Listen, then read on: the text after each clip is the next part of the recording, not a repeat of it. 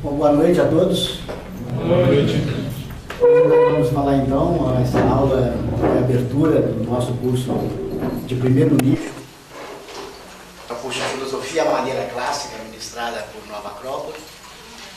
O objetivo é falar sinteticamente de todo o conteúdo do curso, mostrar como esse curso é desenvolvido e os objetivos que nós queremos atingir ao propor o curso de Filosofia à Maneira Clássica. Então, eu vou fazer uma exposição inicial, que talvez dure aí uns 40, 50 minutos, e depois eu abro para perguntas, para esclarecer bem o conteúdo do curso e também algum ponto que vocês queiram aprofundar um pouco mais. Embora o aprofundamento propriamente dos temas vai ser objeto do curso propriamente dito. Mas, de qualquer forma, vamos estar à disposição de vocês após a primeira apresentação e também depois, se quiserem ficar debatendo algum ponto que vocês se interessem. Primeiro ponto que eu gostaria de esclarecer é a visão de Nova Acrópole sobre filosofia. Hoje nós temos uma visão acadêmica de filosofia, que todos conhecemos, os cursos feitos em faculdades, e a visão nossa de Nova Acrópole, que eu quero esclarecer, porque difere um pouco dessa visão acadêmica. Nós nos fundamentamos na filosofia à maneira clássica, e por filosofia nós entendemos como a busca da sabedoria. Isso pegando já um conceito já dentro do mundo clássico, que é pitagórico. Pitágoras falava que não era sábio, ele era um buscador de sabedoria, ele não tinha sabedoria. Essa é uma condição muito importante para quem busca, saber que não tem, porque quem parte que tem já é, e nós não temos, então temos que buscá-lo. Então esse é um ponto importante para a gente. Por quê? Porque isso mostra que qualquer pessoa, qualquer ser humano, quer a sabedoria, quer buscar um conhecimento, quer buscar saber um pouco mais do que sabe, tem uma curiosidade natural. Isso distingue muito o ser humano em relação às outras espécies. Ou seja, ele quer hoje saber mais do que sabia ontem. Então é uma condição natural do ser humano, a busca da sabedoria. Às vezes, as condições de vida nossa e os nossos interesses vão ficando cada vez mais centrados na sobrevivência e esquecemos um pouco essa condição. Mas essa é a base do que nós partimos. A filosofia é para todos, aqueles que querem a sabedoria. E por sabedoria, o que é sabedoria no sentido que nós entendemos? Porque não queremos só buscar a sabedoria, queremos encontrá-la também. E nosso entendimento é que, embora a sabedoria seja a meta final, ela só vai ser atingida se, à medida que eu busco, eu encontre algum grau de sabedoria. Ou seja, algum nível de sabedoria que já possibilita eu aplicar essa sabedoria no meu dia a dia, já seja útil no dia a dia. Não é só buscar a proposta de Nova Acrópole. A proposta de Nova Acrópole é fornecer ferramentas para que a pessoa busque e encontre algum grau de sabedoria. O que significa para a gente a sabedoria? Eu tenho aqui um desenho que eu já deixei preparado para ficar mais claro para vocês. Nós entendemos a sabedoria como uma síntese, como a capacidade que nós temos de, diante a qualquer circunstância de vida, em função das necessidades próprias de expressão do ser humano, ele conseguir um conhecimento que possibilita ele manejar qualquer necessidade específica da vida. E nós entendemos que o ser humano tem basicamente 4 necessidades específicas de expressão. Ou seja, nós temos uma necessidade artística, científica, política e religiosa. Eu sei que isso daria um bom debate, porque poderíamos multiplicar isso por 40, 50, 60, mas qualquer uma dessas outras, provavelmente nós vamos sintetizar dentro de alguma dessas 4. Ou seja, essa seria uma síntese, que depois eu teria várias possibilidades de expressão da arte, da religião, da política e da ciência.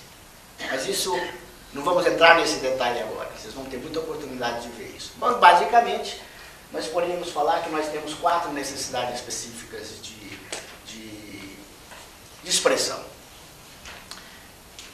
Nós temos que ter um conhecimento que nos possibilita lidar com qualquer uma dessas necessidades. Ou seja, ainda que a minha expressão seja religiosa, eu tenho que ter um conhecimento para que, quando eu descubro algo sob o ponto de vista religioso, ou quando eu encontro uma lei que aplica na dimensão religiosa, na necessidade religiosa, eu possa aplicá-la, a mesma lei na política. E assim por diante. Isso vai ficar um pouco mais claro no decorrer do curso. Curiosamente, é mais uma curiosidade, a ciência, ela também busca uma lei que possibilita sintetizar o conjunto de todos os conhecimentos que ela tem. E quando ela estuda, por exemplo, a movimentação dos corpos no universo, na micromatéria, na macromatéria, ela percebe a presença de 4 forças, que hoje ela classifica como gravitacional, eletromagnética, força forte e força fraca. Só que ela não tem uma lei, uma forma de compreensão dessas 4 forças que sintetiza, numa única visão, a relação entre essas forças.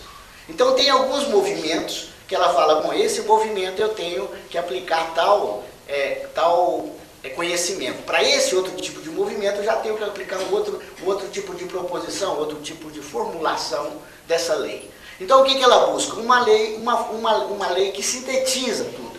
É a mesma coisa que nós entendemos na filosofia. Eu tenho que ter uma compreensão, por exemplo, da arte, que seja, quando eu tenho uma visão artística, é a mesma visão que eu tenho que aplicar, por exemplo, na ciência.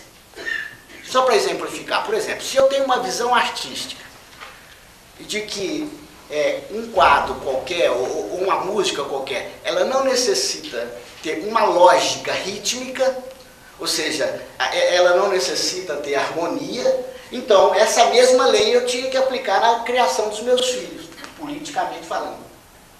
Essa mesma lei eu teria que aplicar na ciência, então eu teria que partir também que as coisas não têm uma lógica, então não preciso de matemática. Enfim, quando eu compreendo uma coisa sobre uma determinada face da pirâmide, eu teria que aplicar nas outras também. Essa síntese, que é sintetizar a compreensão em relação a cada campo de conhecimento, se chama filosofia. Então o que a filosofia busca? Uma unidade, uma síntese de todo o conhecimento humano. De tal maneira que haja uma possibilidade de você, em qualquer necessidade de expressão sua, você ser a mesma pessoa e coerente com a sua visão de universo, com a sua visão de vida. Como é que eu sei que cada ser humano tem essas 4 possibilidades de expressão? Em qualquer coisa que vocês analisarem. Por exemplo, que se dentro dessa sala vocês podem ver que tem uma preocupação em mantê-la esteticamente organizada. Então nós estamos falando de arte.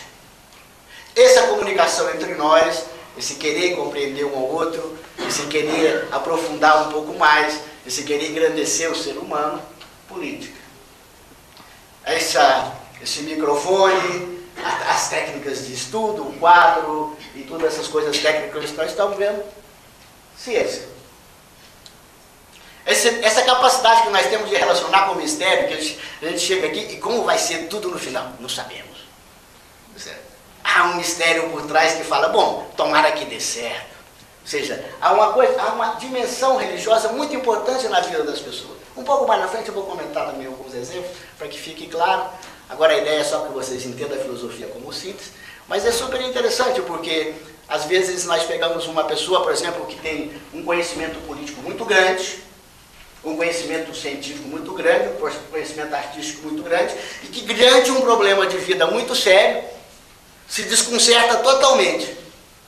Aí uma pessoa que não tem às vezes nenhum conhecimento disso, mas que tem, por exemplo, um conhecimento e se lida muito bem com os mistérios da vida, fala para ele assim, calma meu filho, tudo vai dar certo. E passa aquela situação tranquilamente. Qual é o único reconhecimento que essa pessoa tem? Essa capacidade de lidar com o desconhecido, com os mistérios da vida. Isso é a religião. A religião é a capacidade de lidar com os mistérios. A arte é a capacidade de lidar com a harmonia. A política é a capacidade de relação entre os seres humanos.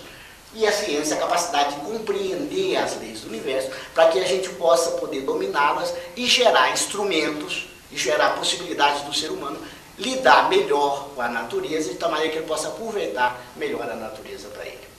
Qual é o grande problema quando nós não temos uma síntese?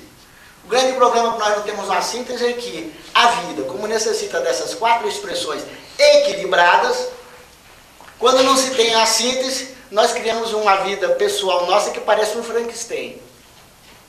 Por que que parece? Porque às vezes crescemos só uma perna do nosso conhecimento. Então às vezes você tem um cientista maravilhoso, desequilibrado.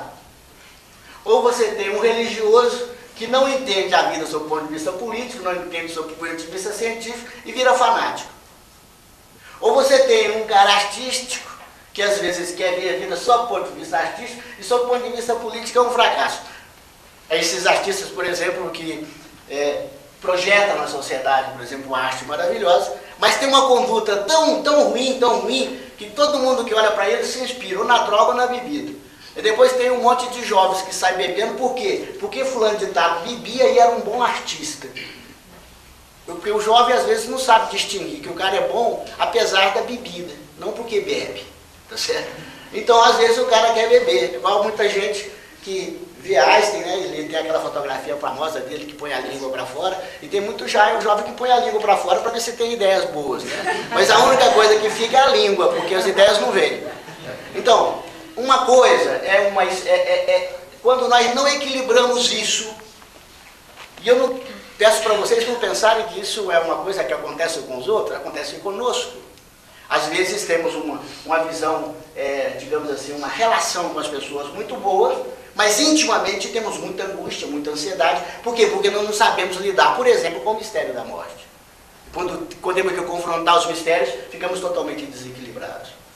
Às vezes tem pessoas que têm a vida, sob o ponto de vista científico, artístico e político, muito equacionado. Há pessoas que fizeram boas faculdades, terminaram seus cursos, chegaram assim aos seus 35 anos de idade, bem posicionado, carro, apartamento, casas e tudo, e estão angustiados e estão maus. Ou seja, alguma coisa está faltando. Por isso que essa é a proposta da filosofia. A proposta da filosofia é a sabedoria. A sabedoria significa uma síntese, um conhecimento que me possibilita integrar todos os fatores da vida com os quais eu tenho que me relacionar. Seja ele da área da harmonia, da arte, seja ele da área dos mistérios, daquilo que eu desconheço, seja ele da área da ciência, ou seja, da capacidade de eu compreender e dominar alguns processos da natureza, e seja ele, sob o ponto de vista da política, da arte de relacionar com as pessoas, com os meus filhos, com os meus vizinhos e com os demais. Essa é a proposta que nós temos da filosofia. É uma filosofia para atender às necessidades nossas e da vida. Como que é que nós sistematizamos esse conhecimento? Como que nós entramos nesse conhecimento? A filosofia, como qualquer outra ciência, ela tem também um processo de metodologia para poder aprender um pouco sobre a filosofia. Aí nós somos muito parecidos com qualquer outro sistema de ciência que nós falamos aplicada. Ou seja, se nós queremos aprender qualquer ciência aplicada, por exemplo, como a medicina, a primeira providência que nós fazemos é buscar a tradição humana. Ou seja, sintetizar todo o conhecimento do passado e partir desse ponto. Ou seja, pegar o que melhor que nós temos na tradição e partir desse ponto. A partir desse momento que nós sintetizamos tudo, em geral fazemos um estágio, ou seja, vamos aplicar isso junto com pessoas que saibam, e até o momento depois que vamos partir para a nossa própria experiência de sair então pela vida aplicando esse conhecimento. E nós fazemos isso para todas as ciências, da arte, política, qualquer uma das partes que vocês queiram, vocês vão ver que existe esse processo de sistematização do passado. A filosofia não é diferente disso. Também nós temos que buscar no passado, porque muitos seres humanos pensaram nessa síntese da vida. Assim como houve Confúcio, Lao Tse, Platão, Jesus Cristo, Buda, Maomé, tem os de linha religiosa, os de linhas científicas, Einstein e todos os outros. Ou seja, todo um conhecimento passado, como cultura humana, aquilo que foi experimentado, que continuou, que aplicou e foi válido em algum momento, nós podemos partir desse processo. Ou seja, a primeira etapa do processo da filosofia, ele é um processo de racionalização. Então, a primeira etapa da filosofia, nós assemelhamos muito com o processo de desenvolvimento de qualquer ciência. Vamos buscar numa tradição uma forma de organização do pensamento, para que temos um ponto de partida, para que a filosofia não seja um pouco parecida com essa filosofia que nós chamamos filosofia de boteco, né? Onde sentamos todos na mesa. O que você pensa disso? Eu penso assim. O que você pensa? Eu penso assado. Bom, e que comprometimento que nós temos com essa forma de pensar? Porque uma vez que eu penso de forma, que eu concebo a vida de forma errada, a partir do momento que eu vou aplicar essa concepção, eu vou ter uma série de consequências. Por quê? Porque a base da organização de qualquer sistema de aplicação do conhecimento começa na mente. Primeira coisa, eu vou construir uma casa. Como se constrói uma casa? A pessoa começa a colocar tijolo e depois de um certo tempo coloca massa e depois vê como está e corrige. Ou ela tem um plano. Ou ela fala, bom, a casa vai ser feita assim. Então primeiro ela construiu a casa onde? Na mente. Se uma casa é uma coisa tremendamente simples, considerando a vida da gente como um todo, o que nós fazemos com a nossa vida? Começamos a viver o dia a dia, né? De repente vamos ajeitando as peças para ver o que dá, né? Aí chega no final da vida, vamos ver o que construímos. Ou seja, nós fazemos mais ou menos assim com a vida. Nós deveríamos que ter uma concepção, fazer um planejamento de vida, construir as peças e depois curtir a obra. Mais ou menos assim. Se para fazer qualquer desenvolvimento científico, nós necessitamos desse equacionamento, dessa sistematização, ou seja, uma concepção mental, às vezes uma ideia, não sei se vocês já viram essas revistinhas infantis, eu gosto delas, principalmente do professor Pardal, né? A primeira coisa que faz, plim, uma lâmpada. Que ele não sabe muito bem o que viu, aí ele começa a pensar, né? Aí vem aquelas formuletas tudo complicadas assim, desenhadas, aí ele consegue traduzir aquela ideia numa aplicação. Ah, agora eu posso construir tal coisa. É muito interessante ver isso, porque a filosofia ela não se prende em campos racionais. A filosofia usa a razão como elemento de preparação, de aplicação para as ideias. Os filósofos são muito ligados às ideias. Ele quer traduzir ideias em conceitos e conceitos em forma de vida. Essa é a visão da filosofia. Sendo que o cientista faz a mesma coisa, ele traduz ideias em conceitos em aplicações, em máquinas. Então o cientista tem os laboratórios para poder desenvolver isso e a vida para aplicar as máquinas. O filósofo faz a mesma coisa. Ele tem ideias que ele capta, traduz em conceitos e experimenta na vida, artisticamente, religiosamente, politicamente, cientificamente. Essa é a visão da filosofia. Então, como eu vou traduzir ideias em conceitos? Eu tenho que preparar a mente. Imagina vocês, Einstein disse que estava fazendo a barba e chegou perto do espelho, e quando ele estava fazendo a barba, teve uma ideia. Pá! E depois custou a traduzir aquela ideia numa equação. Certo? Que essa equação famosa de Einstein, da energia que se relaciona com a massa e a velocidade da luz. Então ele traduziu essa equação. Agora você imagina que se não fosse Einstein fazendo a Bárbara, se fosse, por exemplo, Mozart, provavelmente ele, como é a organização da mente dele é artística, ele ia fazer uma sinfonia. Certo? E se não fosse Mozart? E se fosse um grande, por exemplo, um Platão, ia traduzir em fórmulas políticas. Ou seja, cada um, de acordo com o que tem de conteúdo, traduz. E se fosse um louco, só ia ficar dando risada na frente do espelho, porque não teria nenhuma elaboração mental que possibilitasse ele traduzir aquilo em alguma aplicação. Jung falava que a diferença de visão entre um louco e um sábio, a visão é igual, é o diferente que o outro sabe aplicar, um sabe aplicar, outro sabe aplicar. Um sabe integrar isso. sintetizar isso na vida e fazer daquilo a visão uma coisa maravilhosa para a vida dele, e o outro fica cada vez mais confuso. Acho que essa é a diferença entre o sábio e o louco. Segundo Jung, ele analisava o conteúdo simbólico das visões e chegava à conclusão que eram as mesmas. Só que um sabia o que fazer, o outro não sabia o que fazer.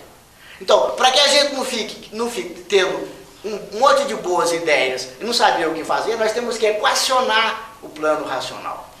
Mas ele não dá ideias. Depois nós vamos falar um pouquinho mais disso. O que ele faz, ele te possibilita trabalhar com o mundo metafísico. Ele te possibilita trabalhar com as ideias. Então, onde eu vou equacionar o campo racional? Como eu vou buscar isso? Essa talvez seja a parte mais complexa do nosso curso. Essa parte inicial. Mais dura, mais árdua. A razão é quando o pensamento se organiza de acordo com princípios universalmente aceitos. Ou seja, um médico torna, sob o ponto de vista médico mesmo, quando ele sai da faculdade, ele torna um médico por quê? Porque o pensamento dele, sob o ponto de vista da saúde do ser humano, está fundamentado numa tradição. Porque senão não seria um médico, seria um louco. Porque ele ia aplicar a medicina sem ter ainda uma base racional elaborada. Mas provavelmente aquele pensamento não vai ser suficiente para ele enfrentar determinados casos. Ele vai ter que intuir e em função do que ele sabe, ele vai ter que recriar coisas. Mas a base tem que ser essa base racional. Platão falava que os deuses deram aos homens uma coisa sensacional, que foi a razão, e ninguém faz uso. Por quê? Porque ao invés de equacionar a nossa vida em função de princípios universalmente aceitos, nós equacionamos em função da opinião e de preconceitos sociais. E o difícil inicial do curso de filosofia é porque nós vamos ter que ter uma linguagem comum. Assim como quem vai estudar matemática vai ter que ter uma linguagem algébrica comum, já vai ter que saber somar, multiplicar, os elementos básicos de álgebra, depois derivadas, depois integrais. Ou seja, se ele não aprender essa linguagem, ele não vai poder falar como matemático. Se nós não tivermos uma linguagem comum, como vamos falar de filosofia? Então eu vou falar com uma pessoa, bom, justiça. Ela vai falar, não, justiça é tal coisa, eu é tal coisa, e nunca vamos chegar a um comum acordo. E aí vamos chegar a coisas, por exemplo, que chegam a ser até um pouco estranhas, porque hoje os conceitos de justiça se perdem. Então, se vocês tiveram recentemente uma palestra de justiça, eu não vou entrar muito nesse ponto, mas todos esses conceitos, se eu for falar para uma pessoa, o que você pensa que é a justiça? Às vezes não sabemos. Então nós falamos assim, o ponto básico da política é a justiça. Eu quero me relacionar com os seres humanos e eu quero ser justo. Eu quero ser justo com os meus filhos. Eu quero ser justo no meu trabalho. Mas o que é justiça? Eu não sei. Como você vai ser justo se não sabe? Ah, não, a justiça é só seguir o código da lei brasileira e está ali, eu vou ser justo. Bom, mas se que o cara que fez aquela lei está interessado em outras coisas? E se o lobby que ganhou foi econômico? E às vezes ela não está equacionando a realidade, ela está equacionando uma conveniência, e às vezes nem sempre muito sadia. Então você vai seguir isso. Isso é mostrando para vocês que nem sempre os conceitos que nós temos de bondade, de justiça, de beleza, são muito bem elaborados. E às vezes estão fundamentados em preconceitos. E a filosofia não pode fundamentar em preconceitos. A filosofia fundamenta numa dialética. Ou seja, todo esse conhecimento que nós vamos pegar do passado, ele não é colocado, digamos assim, na marra na cabeça das pessoas. Ele é colocado através de um processo dialético, onde ele é explicado, bom, o conceito de justiça é esse, mas o meu não é esse, então qual que é o seu? O meu é esse, mas em tal situação, não se aplica. Então o meu conceito aplica mais do que o teu. O seu é melhor do que o meu. Esse é o processo dialético. Ou seja, onde a gente vai somando. De tal maneira que quando eu encontro alguma coisa, uma visão da tradição, agora eu aplico em qualquer circunstância, para pelo menos atender o máximo de circunstâncias de vida possível. Bom, então eu aceito como premissa para começar uma experiência. Assim como o médico, quando vai na faculdade, ele aprende uma série de coisas e aceita como premissa para começar a experiência dele no campo da medicina. Só que nós vamos ter uma vantagem tremenda, que nós não vamos estar improvisando sobre a vida. Porque um engenheiro, uma pessoa que vai construir uma casa e que parte do zero, bom, quando muito a casa vai cair em cima dele, se ele for muito esperto, sai antes. Mas se a gente equaciona a nossa vida em função de uma visão que não corresponde à realidade, Então o que vai acontecer com a vida nossa? Nós começamos com um sistema de comportamento e quando vamos para o nosso trabalho, ó, tem um cara lá que não dá, não suporta o cara, vou ter que parar de trabalhar porque não aguento o cara. Será que você não aguenta o cara? Ou a posição sua, a forma como você se relaciona com ele, a colocação que você dá, o ângulo de visão, de relação não está errado? Não será isso? Porque tem outras pessoas que se relacionam bem com essa pessoa. Será que não é um posicionamento incorreto teu? Ou seja, será que não é uma visão, uma concepção errada de vida? Esse é o objeto da filosofia. Ela mexe no mundo das causas. E as causas é sempre mentais. É sempre do subjetivo para o objetivo. Esse é o mundo das causas. Tá? Primeiro as ideias. Depois se equaciona racionalmente. Depois se aplica. Sempre a causa ela é metafísica. Sempre. Há muito questionamento sobre isso, mas é como nasceu primeiro isso aqui. O cara foi fazendo de qualquer forma, depois virou caneta, ele falou assim, caneta. Não, ele concebeu. Primeiro nas ideias. Depois ele arruma motivações. Eu quero fazer, é bom fazer, eu gosto de fazer. Depois tem que arranjar recurso, tem que comprar material, depois tem que ter técnicas, depois faz. Ou seja, vai objetivando do subjetivo até o objetivo, do metafísico ao objetivo. Tá certo? Então, nós temos que, a filosofia se propõe a entrar no mundo das causas, mas não ficar preso somente ao mundo das causas. Por isso que nós complementamos o nosso curso falando, não é só uma compreensão da tradição através de uma sistematização do conhecimento e de uma dialética. Não é somente através de uma compreensão profunda, dialeticamente falando. Nós temos que dar um passo a mais. Nós temos que agora aprender a aplicar esse conhecimento. Nós temos que aprender agora a transformar esse conhecimento agora na vida, levar para a vida e aplicar em todo o contexto de vida. Ou seja, a proposta de Nova Acrópole é a escola de filosofia à maneira clássica, não clássico. Não é só buscar o passado, tem que saber traduzir os passados agora para a nossa experiência de vida. E esse ponto é importante porque isso é a essência do que nós chamamos de educação. Ou seja, quando eu, através de um processo dialético, aprendo a pensar, ou seja, quando através do processo dialético eu aprendo a organizar meu pensamento de forma razoável, e quando eu aprendo a ficar livre dos preconceitos, dos medos, das dúvidas, do momento atual, quando eu aprendo a fazer isso, agora eu estou livre para começar um pensamento. É muito importante essa liberdade do pensamento para um filósofo. Hoje nós não temos liberdade de pensamento, em geral. Vou exemplificar para vocês saberem. Por exemplo, politicamente, se eu colocasse aqui para vocês, bom, eu vou questionar a democracia, provavelmente muita gente vai cair da cadeira. Por quê? Porque nós partimos do princípio que é a melhor forma de governo. E quem não é assim, é tirano, é não sei o quê, é não sei o quê. Um filósofo pode questionar esse tipo de coisa. Não vou partir daí. Não tenho necessidade de partir daí. Assim como Newton, quando descobriu a gravitação universal, partiu de uma premissa, serviu para um monte de coisa. Ninguém questionou por muitos anos. Depois Einstein questionou e descobriu outras maravilhas, sem excluir a anterior. Ou seja, há muitas coisas dentro do campo político. A política hoje, se eu perguntar para a maior parte das pessoas, quem que é o político? A visão que nós temos é do demagogo. Ou seja, do que mente para agradar a maioria. Bom, isso provavelmente não é político. Ou aquele que tenta agradar a maioria. Bom, isso não é a visão clássica de política. A visão clássica de política é uma forma de relação perfeita entre os seres humanos.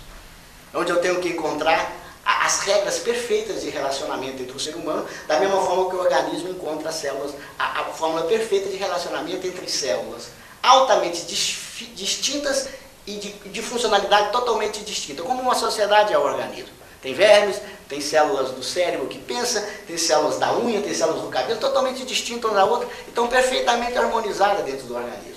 Essa seria a visão da política, a capacidade de harmonizar todos esses elementos. Exige um grau altíssimo de sabedoria para falar político.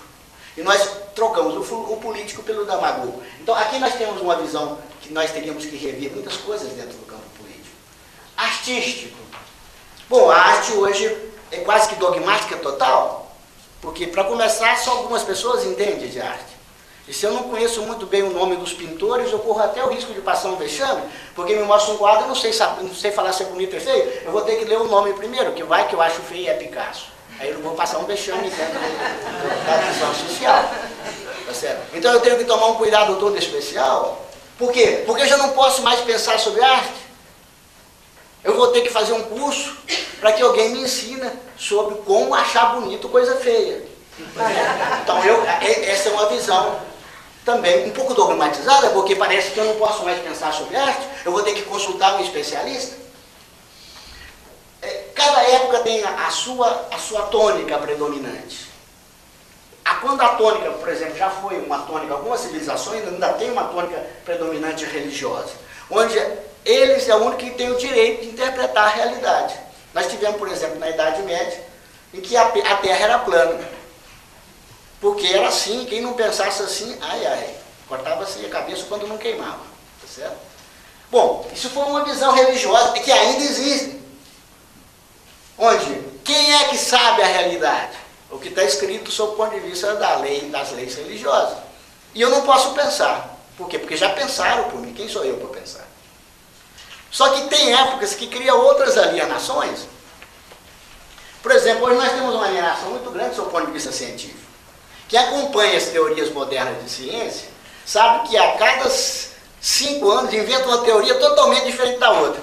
Esses dias eu até estava lendo uma coisa interessante, porque há uns 20 anos atrás a ciência era tremendamente materialista, agora está a mais espiritualista das ciências. Por quê? Porque chegaram à conclusão que matéria concreta, assim, ó, átomos, elétrons e átomos, são só 5% da matéria do universo. Ou seja, o resto o que é? 72% é uma coisa que eles não sabem, então eles chamam de energia negra. 25% é outra coisa que eles não sabem. 23% é outra coisa que eles não sabem, que chamam de matéria preta, matéria negra. Ou seja, 5% é matéria concreta e o resto é coisa que eles não sabem. Então, com todo o direito, tem as religiões de falar assim, o resto é espírito. Certo? Por quê? Porque é coisa que não sabe, bom, então pode ser qualquer coisa. Mas não é matéria concreta, não tem átomo, não tem elétron. Isso é uma coisa desconhecida. Bom, a ciência está navegando sempre dentro desse campo do desconhecido, como qualquer outro ser humano. Sempre tem uma faixa de mistério. Por que eles é que têm que interpretar a realidade para a gente? Ao ponto de que se eu falar para vocês assim, o que você acha? Como é que o universo nasceu? Quem sou eu para pensar nisso? Se a ciência já pensa? Curiosamente, depois que vocês aprofundarem um pouco mais de filosofia, vocês vão ver uma coisa interessante. No século XVIII, Blavatsky fez uma proposta da origem do universo, que é exatamente super semelhante à proposta que estão fazendo hoje nesses campos de Higgs, que é o bóson, que vai impactar as partículas, vai criar a massa das partículas e vai gerar a matéria. Vai ver as teorias de Blavatsky muito mais parecidas com essa que todas as teorias que existiam do século XVIII até agora. Super parecida com essa teoria. Uma proposta filosófica da origem do universo. E por que eu posso falar da origem do universo? Sabe por quê? Porque o universo, como todo, sob o ponto de vista da ciência, sob o ponto de vista da filosofia, é quase igual. Antes do buraco negro, para a ciência, o que existiu no universo? E os caras falaram, aí não dá para entrar, só dá para ir até o buraco negro. E dentro do buraco negro, o que tem? Então, antes de nascer a consciência, o que eu posso falar? Nada. Porque eu só posso falar de alguma coisa depois que nasce a consciência. Então, antes também é um mistério. Esse mistério, as tradições chamam Parabrahman, Deus, um monte de outras coisas. Mas é um mistério que vem antes de todas as coisas. Esse mistério, todo mundo tem que se relacionar com ele. A ciência, a arte, todo mundo tem que se relacionar com ele. Antes do som, o que existia? Antes das cores. Para a mente nossa, o que é? Um preto. E antes do preto? Certo? A luz, e antes da luz? Então começa a perguntar o infinito. Então esse mistério, por que eu não posso fazer? Por que eu não posso falar desse mistério? Porque quando eu vou escrever, por exemplo, um memorando, eu começo a pensar assim, eu paro, e não tem nada na mente. E do nada surge alguma coisa. Então eu estou vivendo a origem do universo. Então eu posso falar de alguma forma, eu posso interpretar o universo através da minha experiência de vida. Então a ciência, quando tem a parte, por exemplo, que ela bola, muito bem bolado, que são, por exemplo, as teorias atuais, eu não sei se vocês viram essa última reportagem da Veja, que a ciência coloca que está fazendo um túnel agora entre a França e a Suíça, para poder acelerar os prótons, para poder chocar eles, para ver se tem essa partícula fundamental mesmo, que é esses átomos de bóson, que eles estão falando, essa partícula de bóson. Tá? Então eles estão fazendo isso, e se não existir a partícula, eles vão ter que reformular a teoria do Big Bang, porque a teoria do Big Bang é fundamentada nisso. O filósofo faz exatamente a mesma coisa. Ele bola uma teoria, para poder fazer uma síntese de toda a vida, vai na vida dele, experimenta. Nós não temos tudo, mas temos uma vida tremendamente complexa. Quase mais complexa que o túnel, porque tem cachorro, tem gato, tem criança, tem árvore, tem um monte de coisa. Que eu posso testar a minha teoria, eu tenho um laboratório riquíssimo, a minha vida para testar as minhas teorias. Eu posso chegar a testar as teorias, reformular os meus conceitos. Ah não, nessa teoria eu fui tratar do meu cachorro e ele não está me obedecendo, eu não faço nada com ele. Mas o vizinho, o cachorro só falta falar. Você deve estar fazendo alguma coisa errada com o seu cachorro. Eu imagino. Ou seja, eu dei tudo de bom para o meu filho. E ele está super dependente de mim. Será que você não deu demais? Ou seja, esse justo meio. Por isso que eu falo, às vezes a gente pensa que a gente tem muita coisa para aplicar. O justo meio é justiça. A justiça se busca dentro da face política. Essa equação perfeita, esse justo. Isso é um laboratório riquíssimo, a vida.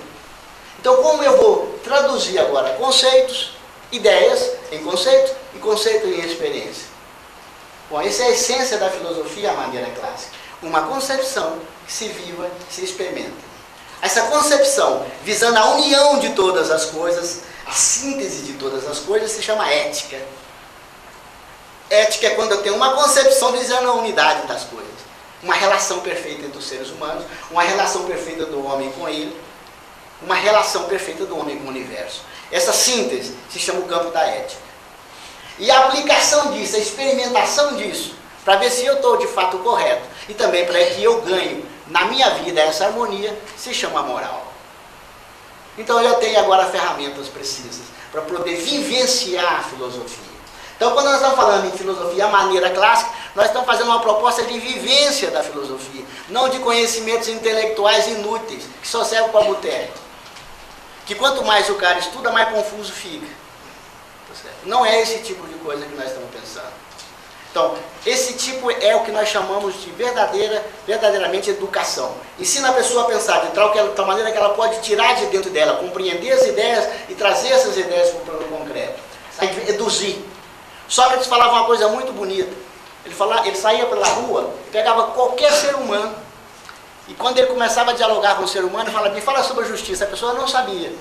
Aí ele começava a falar, não, se você aí está apoiado em tal preconceito, esquece disso e responde novamente sobre a justiça. E a pessoa sabia exatamente o que era a justiça. Ou seja, dentro do ser humano tem a possibilidade de compreensão dos mistérios profundos. Basta que aprenda a pensar novamente. Basta que saia desse dogmatismo que só a religião pode interpretar, só a política, só a arte ou só a ciência. Não, nós podemos interpretar a realidade. Então, isso é eduzir, tirar de dentro. E mais uma coisa, depois que eu tiro de dentro, agora eu vou experimentar. E eu tenho que saber transformar. Eu tenho que saber transformar as minhas experiências de vida em faculdades, em conhecimentos que me ajude a essa síntese da vida. Eu teria que transformar as experiências concretas em conhecimentos ou faculdades da alma. E isso seria para a gente, do ponto de vista de um filósofo, o sentido da vida. Ou seja, o sentido da vida não é fazer coisas. O sentido da vida é fazer com que o homem chegue cada vez ao grau mais elevado de sabedoria, para que ele possa cada vez mais aproximar mais e mais do conceito dos mistérios, mais e mais dos mistérios da vida. Sabe, interpretar mais os mistérios da vida. Vamos ver essa passagem, que é interessante, entre um conhecimento intelectual acadêmico, que é a primeira parte do nosso curso. A primeira parte do nosso curso é mais dialética, certo? Mas a necessidade, se eu não levar essa dialética à prática, eu nunca vou ter um conhecimento profundo. A filosofia sempre fundamenta muito no senso comum. Por isso que qualquer pessoa pode ser filósofo. E o senso comum, por exemplo, me mostra que uma pessoa que não vivencia aquilo que pensa não sabe. Então não é só um conhecimento acadêmico. Tem que ser um conhecimento vivencial prático. Se vocês, por exemplo, pegarem assim, como senso comum, né? Pegar uma pessoa que fez medicina e tirou 10 na melhor faculdade de medicina do mundo, mas nunca operou ninguém, vai operar pela primeira vez, não fez estágio, só foi na faculdade, no banco da faculdade. E aí, mas foi o melhor aluno do mundo.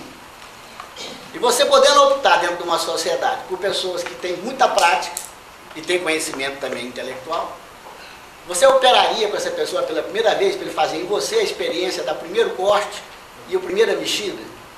Difícil, né? Então o que é que nós estamos exigindo? Que ele tenha experiência prática. Então não é só um conhecimento intelectual que traz a sabedoria. A sabedoria exige essa passagem para a vida. Para ele ter conhecimento prático, ele vai ter que ter motivações, ele vai ter que dar um duro tremendo, vai ter que gostar do que faz, vai ter que trabalhar num hospital, vai ter que trabalhar dia e noite, aí ele vai criando motivações e aprendizado. Então ele tem que ter também um bom equilíbrio psíquico, senão não cria motivações. Senão ele começar, não vale a pena. Ele vai levantar de manhã e falar, será que vale a pena esse sacrifício? E aí a preguiça vai tomando conta dele e ele vai ser um médico medíocre. Porque ele não vai aceitar as motivações, ele não vai aceitar entrar na vida, ele não vai fazer a prática necessária da vida. Então exige essa motivação. Mas seria suficiente somente o conhecimento intelectual e prático? Ainda não. Tem que ver como ele se relaciona com o mistério. Imagina o melhor médico de Brasília, opera aqui uma beleza, fez as melhores faculdades do mundo e vai te operar uma operação complexa. E na hora que ele vai entrar na sala de operação, ele fala para você assim, estou com um pressentimento que não vai dar certo. Você opera? Difícil. Por que você exige dele? Que ele tenha confiança, fé, confídia, fé. Que ele saiba lidar com os mistérios. Um homem que não sabe lidar com os mistérios, que não tem fé, que não tem confiança, que diante do desconhecido fala assim, dá, por quê? Porque eu quero que dê.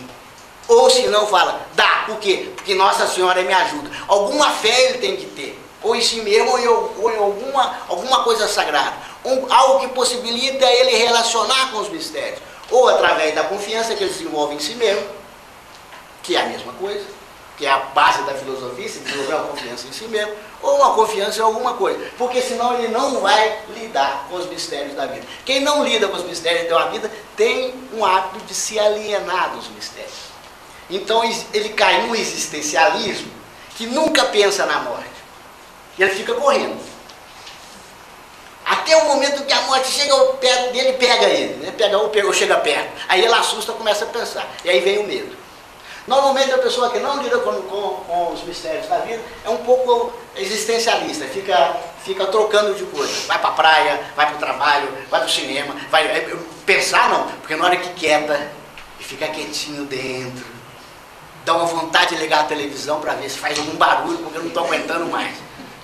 Você não lida, não sabe lidar com os mistérios. Essa é a vertente religiosa mal trabalhada dentro de nós. Esse é gostar dos mistérios, do desconhecido, e ter essa confiança que quando o desconhecido aparecer, eu vou saber o que fazer. Essa fé, essa convicção. Pô, sem isso também não dá. Então vocês percebem que o conhecimento nós temos, olha, eu estou usando o senso comum. 2 elementos, teóricos, práticos e convicções, fés, segurança em si mesmo. Isso nós temos que desenvolver. Essa é a função da educação.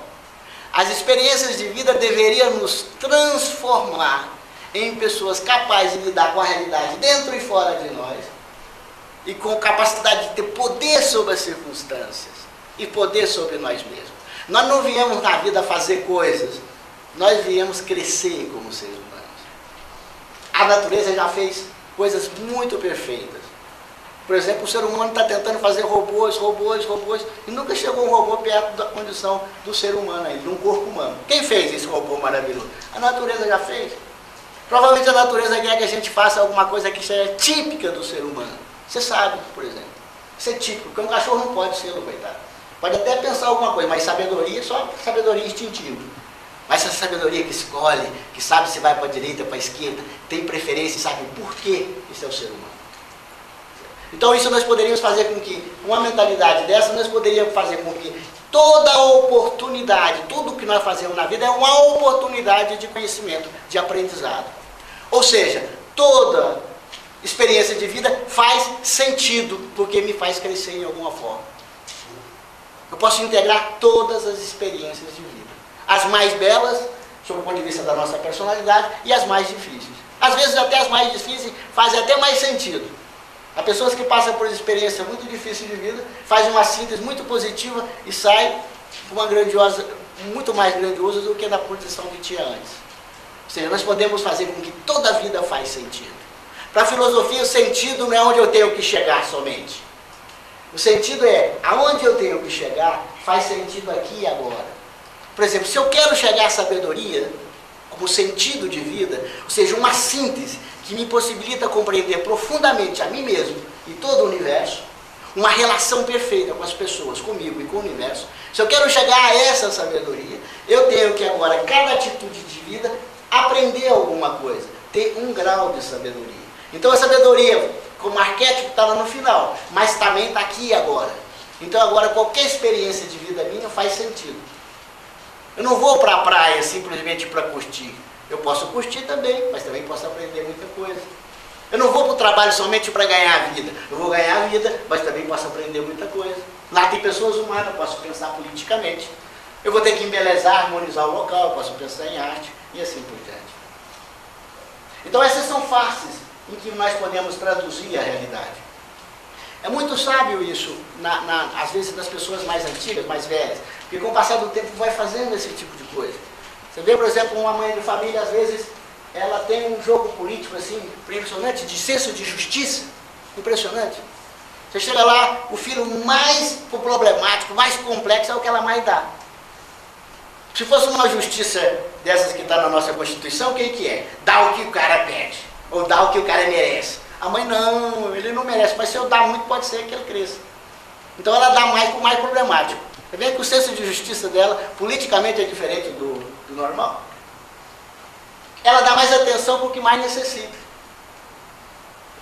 Bom, ela também, sob o ponto de vista, tem muitas coisas que nós podemos compreender logicamente. A ciência entende muita coisa logicamente. Mas o universo não pode ser interpretado somente logicamente. Tenta interpretar logicamente a Nona Sinfonia. Tenta interpretar logicamente um vaso de flor.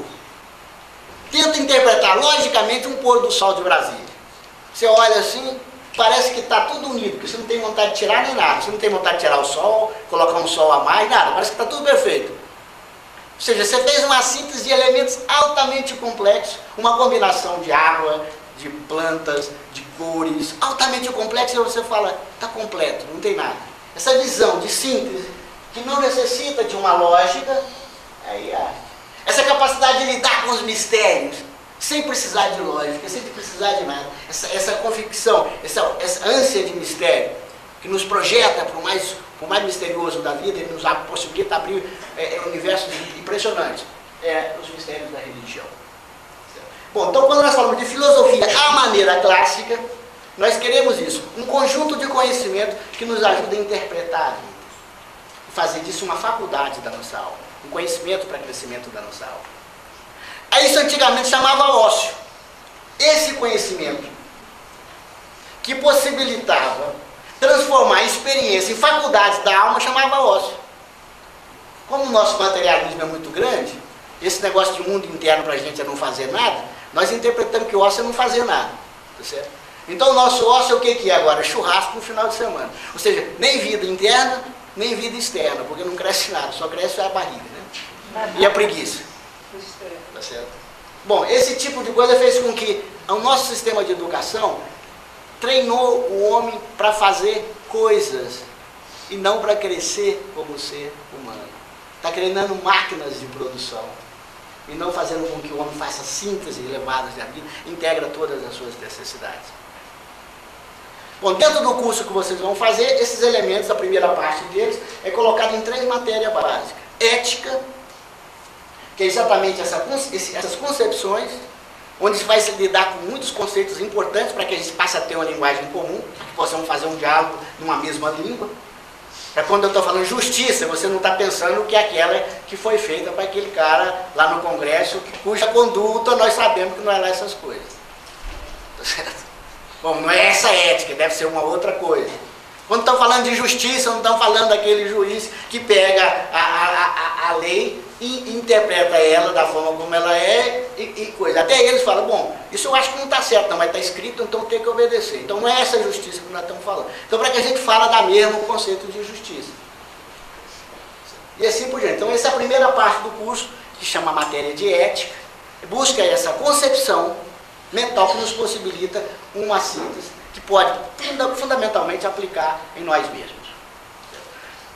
Essa é a primeira parte. Vocês vão ver Confúcio, Lao Tse, Platão, conceitos impressionantes aí da filosofia ocidental, oriental também, que normalmente não se trabalha dentro dos estudos normais, porque o Oriente tem uma visão muito ampla do ser humano. Para o Oriente não existe nada paranormal. Se acontece alguma coisa é porque está acontecendo dentro de um campo de normalidade qualquer. Então, se uma mãe de família, por exemplo, de vez em quando está assim e fala, meu filho está passando alguma coisa com ele, pega o telefone e toca e está acontecendo mesmo. Ela captou isso de alguma forma. Como? Aí o pessoal fala, transmitir o pensamento. Mas qual é o sistema? Porque eu trabalho com telecomunicação, sei que transmitir coisa através de parede, através de montanha, de um lado para o outro, é muito difícil. Como é que o pensamento transmitiu? Qual é a matéria que transmitiu? O Oriente não admite isso como milagre. Ele fala, ele cria, ele tem sistemas que interpreta o ser humano, porque o ser humano, como essa matéria negra que a ciência não fala, ele tem um monte de gradações do ser humano que fala, bom, aqui tem uma possibilidade assim, que poderia ser utilizada da seguinte forma. Então se estuda o ser humano também, né, com essa visão também do Oriente. Então também vamos ver um pouco da ética sob o ponto de vista do Oriente, para que podamos ter uma visão um pouco mais ampla das possibilidades do ser humano. A outra matéria é a sociopolítica. Se eu tenho uma unidade dentro de mim, agora eu tenho que aplicar essa mesma unidade na sociedade. Isso é um conceito muito interessante dentro da filosofia. A sociedade, para um filósofo, é como se fosse um grande ser humano, um grande corpo. Se vocês verem assim, até vão achar parecido. Nosso corpo não tem veias por onde circulam os alimentos para distribuir. As nossas ruas não tem ruas. As ruas são como veias. Vocês podem perceber que os agrupamentos de casa é como se fossem órgãos. Tem artérias, nós estamos chamando de artérias, não é isso? Pois ruas secundárias, vasos, que chega e volta, tudo circula, cai nas artérias novamente, vai no coração, no centro de decisão da cidade. Tem cérebro, ou seja, as pessoas que pensam para a cidade. Tem os glóbulos brancos, aqueles que defendem a cidade contra as coisas estranhas da cidade. É muito parecida a sociedade com o corpo humano. Talvez, se a gente entendesse profundamente o corpo humano, que aí estão os médicos do Seraf que trabalham nessa linha, poderíamos entender profundamente quais são as relações. Se a gente aplicasse as mesmas leis, talvez funcionasse muito bem. Por exemplo, uma célula não compete com a outra, uma célula colabora. E talvez o sistema de competição não seja tão bom assim como a gente imagina. Porque o sistema de competição costuma ser bom para os fortes. A lei dos mais fortes, o leão para ele, a livre competição é uma beleza. Ou seja, no reino animal isso é muito fantástico, mas no reino humano não é muito justo. Porque talvez a lei do reino humano não seja a livre competição, seja a colaboração. Por quê? Porque os seres humanos gostam de colaborar. Vocês viram a Madre Teresa? Ela não precisa de competir. O que ela tem, ela dá. Para que vai competir? Então será que não tem seres humanos que não também são assim? Também não gostamos de dar, de fazer as coisas pelas pessoas? E será que se a gente mudasse essa condição? Ou seja, dentro da sociopolítica, nós poderíamos agora criar uma unidade, dentro dessa concepção que eu criei para mim mesmo, eu posso aplicar na sociedade e criar uma unidade entre os seres humanos. Percebe que desde o início nós estamos falando da busca de uma unidade, de uma síntese? Eu vou aplicar essa unidade dentro de mim para ver se funciona e fora, sociopolítica. Curiosamente, os tratados de sociopolítica, tudo são assim dessa linha. Buscar a unidade entre os seres humanos. Por isso, fraternidade universal e assim por diante, esses conceitos. Bom, e como vamos fazer tudo isso? Bom, evidentemente nós já falamos que vamos pegar toda uma base do passado. Mas eu poderia pegar essa base do passado, mas é importante que todo filósofo saiba entrar no passado e trazer o presente conhecimento. Como eu vou entrar no passado sem ser enganado pelos historiadores ou por mim mesmo? Porque é muito comum você falar assim para a pessoa assim, Roma tem muita coisa para ensinar, e o cara lá, mas lá tem escravo. Ou seja, o preconceito dele não vê o que tem de bom em Roma. Um filósofo não pensa assim.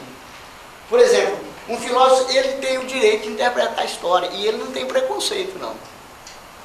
Mas como ele vai interpretar a história? Aí tem uma matéria própria para isso, que chama filosofia da história. Como eu fazer da história, como eu entrar na história e coletar o melhor da experiência humana e trazer para o momento atual e aplicar esse conhecimento no momento atual. Aí vem a matéria de filosofia da história. Como fazer da história uma via riquíssima de conhecimento, sem cair nos preconceitos. Por exemplo, como poder estudar uma obra histórica escrita, por exemplo, por um líder religioso, que tem uma visão religiosa, pegando o que tem de bom e esquecendo o preconceito religioso daquela pessoa. E assim por diante. Como penetrar na história? A história ela tem normalmente essa componente objetiva, que é o fato, e tem a componente subjetiva, que é quem interpreta o fato.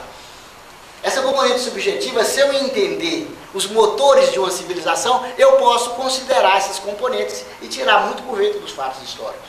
Essa componente subjetiva normalmente é estudada dentro da mitologia, dentro dos mitos dos povos. Me diga quais são as crenças dos povos, eu te falo como ele interpreta a realidade. É assim que falam os cientistas da filosofia da história. Se eu for estudar uma época atual, fala qual é o mito da época atual? Liberdade, democracia. Você viu por que os Estados Unidos fez a guerra contra Irã? Em nome de quem? Da liberdade, da livre competição, da democracia. Não foi função disso? Esse é o mito. Ou seja, a base de crença de um povo, que leva ele a mover e a fazer até guerras. Assim como também os líderes religiosos que soltaram a bomba lá em cima dos Estados Unidos, também têm seus mitos, suas visões míticas.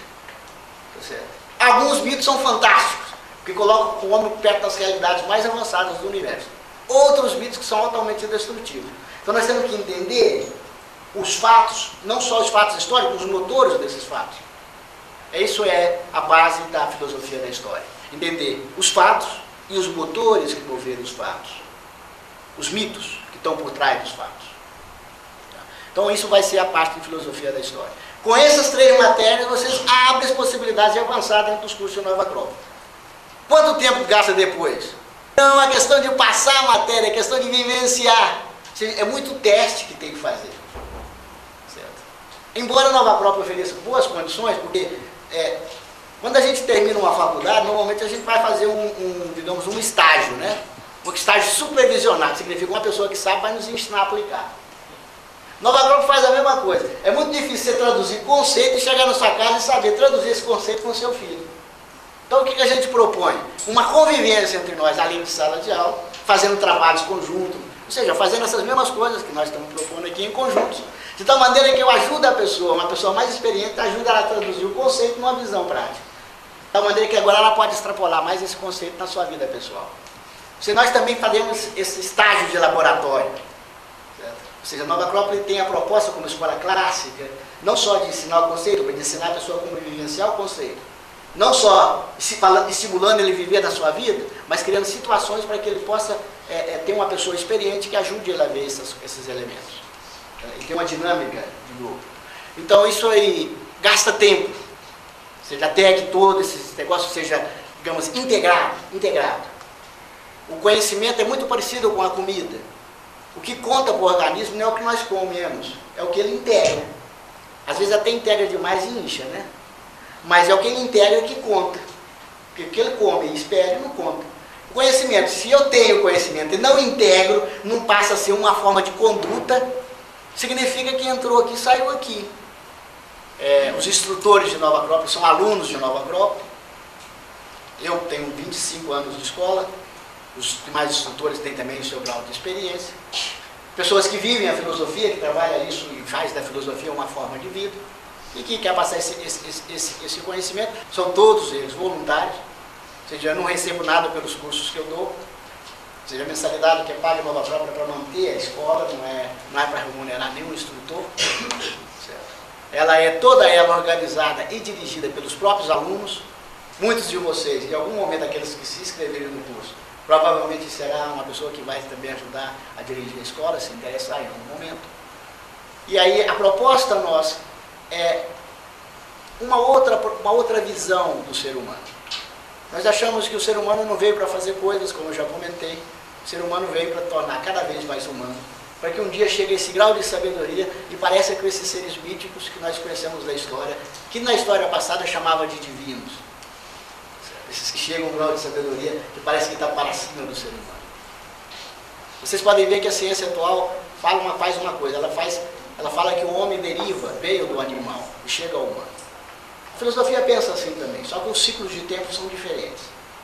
Só que para a ciência atual, ela não imagina o que vai ser do homem depois do humano. Quando ela concebe o ser humano para depois do humano, ela pensa que ele vai pensar melhor do que agora, vai ser um grande cientista. Equivale a ser, se fosse um homem do Império Romano, né, que pensasse como seria o homem do futuro. Ele ia imaginar uma carroça com 800 cavalos na frente. Ou seja, projetar a partir do ponto que se encontra. Né? Então, ou seja, vai ser um cara que tem um cérebro enorme. Agora eu pergunto para vocês aqui, quem que é humanamente mais evoluído para vocês? Olha, senso comum novamente, mais uma prática de senso comum, para vocês entenderem o que é. Um cientista brilhante, fantástico, entende tudo do átomo, da teoria da origem do universo. Mau caráter e bandido que só ele. Safado, médico que corta para vender órgão, por exemplo. Ou um cara que não sabe nada disso, um carroceiro, que não manda nada de tecnologia, bondoso, honesto, caridoso. Para vocês, quem é mais humano? Quem é mais evoluído sob o ponto de vista humano? Percebe que a nossa concepção do ser humano não é técnico nem fazer coisa. Nossa concepção do ser humano é esse grau de capacidade de unificar as coisas, unificar seres humanos. Unificar ele consigo mesmo, estar em paz, estar bem consigo mesmo, estar pleno. Unificar ele com os mistérios, de tal maneira que tem esse poder diante dos mistérios, como essa dona de casa, às vezes muito simples, essa mamãezinha, que a única coisa que fez foi ser bondosa a vida toda. E na hora que vem uma experiência dura de vida, os filhos dela que fez faculdade, as melhores faculdades do mundo, ficam totalmente desconcertados e desmunhecados, totalmente choroso, e o que eu faço, mamãe? E ela, calma, filho, fé, tudo terá uma solução. Quem é mais sábio? Quem é mais humano? Quem é mais forte? Quem é mais poderoso diante do universo e diante dos mistérios? Pois é, mas o nosso estudo, o nosso sistema de estudo não ensina o homem a ser humano, ensina o homem a ser tecnicamente bom, a ser produtivo. Nós queremos uma nova visão do ser humano, que essa nova visão crie novos indivíduos, porque não é uma questão de aplicar nos nossos governantes, é uma questão de aplicar em nós mesmos. E a partir disso, na hora isso terá uma nova visão de mundo, de tal maneira que constitua uma nova sociedade também. Assim que a gente conseguir chegar mais perto dos corações dos seres humanos. Então essa é a nossa proposta de Nova Acrópole e que é o que nós convidamos vocês a fazer nossos cursos.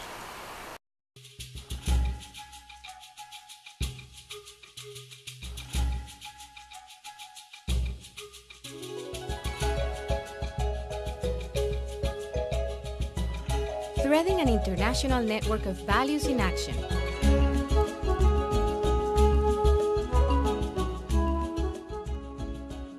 For over 5 decades, the great family of New Acropolis International has not ceased to grow. As a non-profit organization, we bring together men and women from around the world through a universal educational program based on the development of human values. Some of the main values we promote are generosity, solidarity, and respect of human dignity, regardless of race, gender, age, political or religious ideas.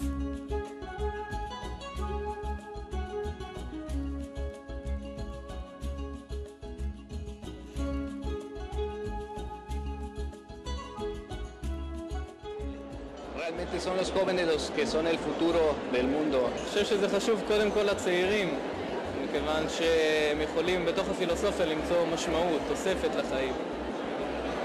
Porque es a través de la juventud como se puede desarrollar mejor los valores para ayudar a otras personas. Parce que les jeunes, le monde de demain leur appartient. Par le volontariat, ils sont capables de décider de ce qu'ils vont en faire. Porque los jóvenes tenemos esa fuerza, tenemos esas ganas de generar un cambio. Mert a fiatalok jelentik a jövőt, és ezzel a lehetőséget egy jobb világra. Porque finalmente es cuando estamos jóvenes, cuando estamos más abiertos también a atrevernos a romper nuestros límites. It's only when people are young can you actually get them excited and motivated and really enthusiastic about changing and improvement. Porque los jóvenes son realmente los que cambiamos el mundo. Predovšetkým preto, že aby boli šťastní, aby sa cítili užitoční a aby vlastne mali možnosť poznať, že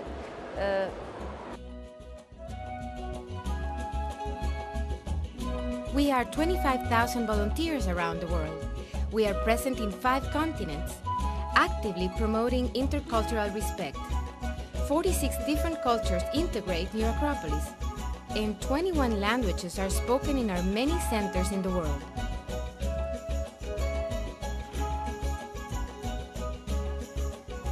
The volunteer programs in each country are chosen based on the needs of its society and the abilities and initiatives of its own volunteers. Thus, our organization potentiates individual will in favor of common good, developing a diverse variety of activities in the following main areas: ecological, artistic, cultural, and solidarity support.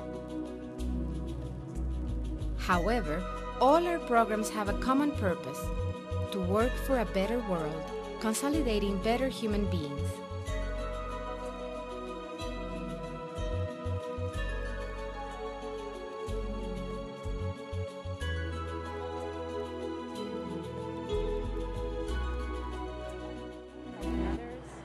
Teamwork, generosity, being brave, la fraternidad, la tolerancia y el apoyo al más necesitado. Love, giving, dedicating yourself to other people. La voluntad, la generosidad. Patience, humor, and inner joy. La generosidad, la responsabilidad y el sentido profundo de la fraternidad humana.